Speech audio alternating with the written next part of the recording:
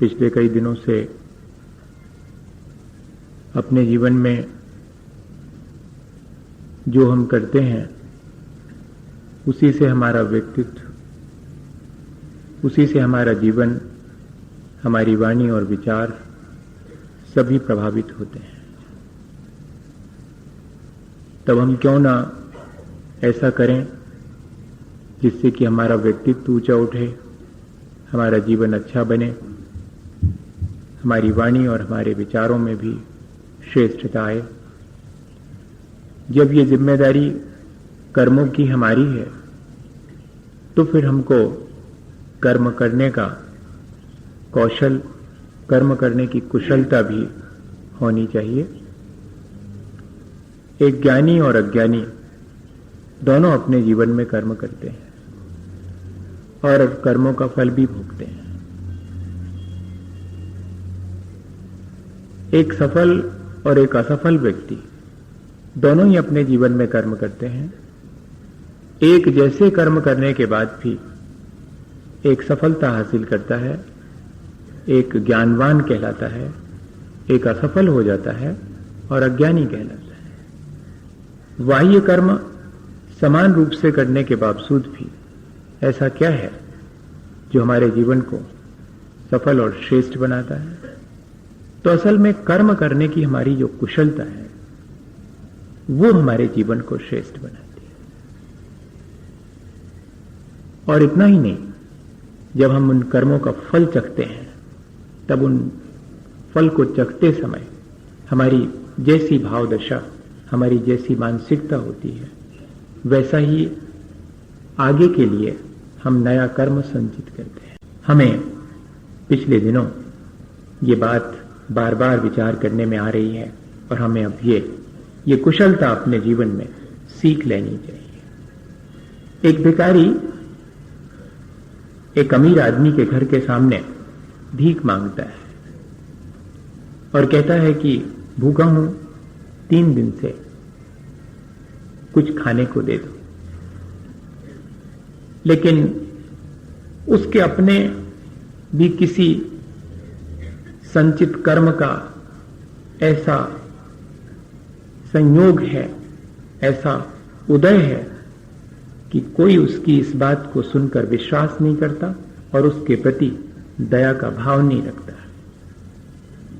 यह तो उसके अपने कर्म का उदय हुआ, लेकिन सामने वाला क्यों अपने उस दया और करुणा के सहज स्वभाव को भूल जाता है, यह भी विचारणीय है।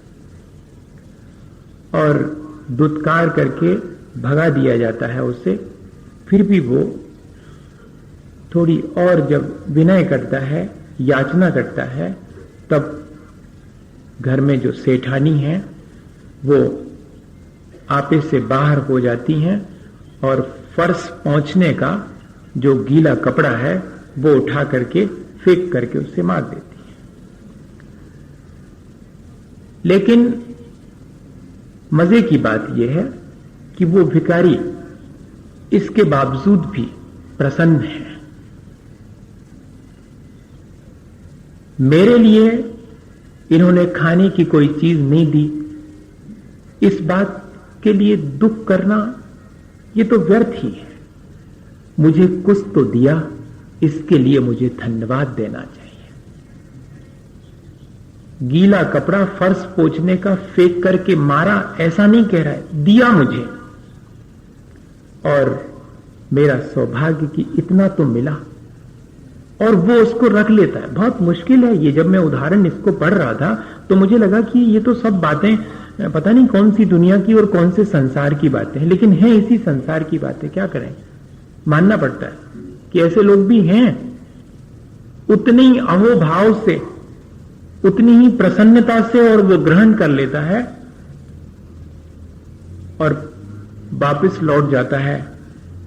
रास्ते में तालाब के किनारे उस कपड़े को धो करके छोटी छोटी सी चिंदियां बना लेता है और शाम घिरने तक भगवान के मंदिर में जाके बैठ जाता है और दीपक में उन कपड़े की चिंदियों की बाती बना करके डाल करके दीपक जलाता है और उस दीपक से भगवान की आरती करते समय क्या प्रार्थना करता है कि मेरा सौभाग्य, मैं आपसे अपने लिए क्या मांगूं?